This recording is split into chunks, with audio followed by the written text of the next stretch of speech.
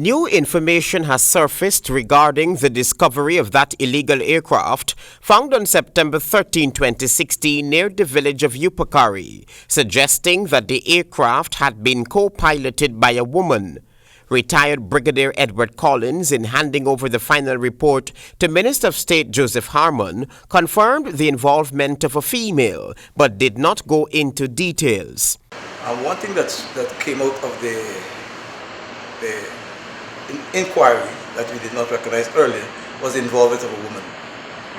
And this was because of the voluntary evidence presented by the resident, the female resident. The illegal aircraft bore bogus registration number N767Z. Upon the first visit to the YPUKARI area, the Joint Services teams were led to an abandoned camp at YPUKARI, which investigators believe was connected to persons who may have had knowledge of the aircraft. There has been additional evidence which have caused us to form up our findings on the circumstances to which this aircraft came into Guyana illegally. And I wish to take this opportunity to thank the Tushaus and the senior councillors, the village leaders of the nearby villages for their cooperation. Since they got involved, there's been more revelation. More residents came forward voluntarily. They did their own investigation.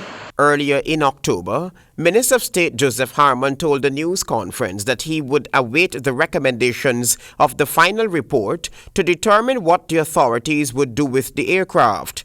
Brigadier Collins hinted at one of the recommendations, which could thwart illegal activities in such remote areas. To have a village intelligence committee where the officials will be involved in passing information, and that will be linked directly to the chairman.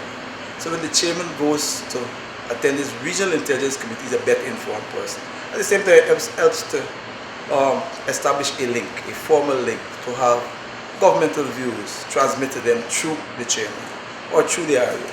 For the government, the final report should be able to provide valuable insights into the security framework, particularly in the hinterland regions. This report will form the basis of a careful analysis of our security architecture and will advise as to what forms of security action we need to take to ensure that our territorial integrity is preserved and that the security of our citizens in those hinterland areas are properly taken care of. The COI commenced in October. The report was originally slated to be handed over on November 16, but an extension requested by the one-man commission was granted by President Granger.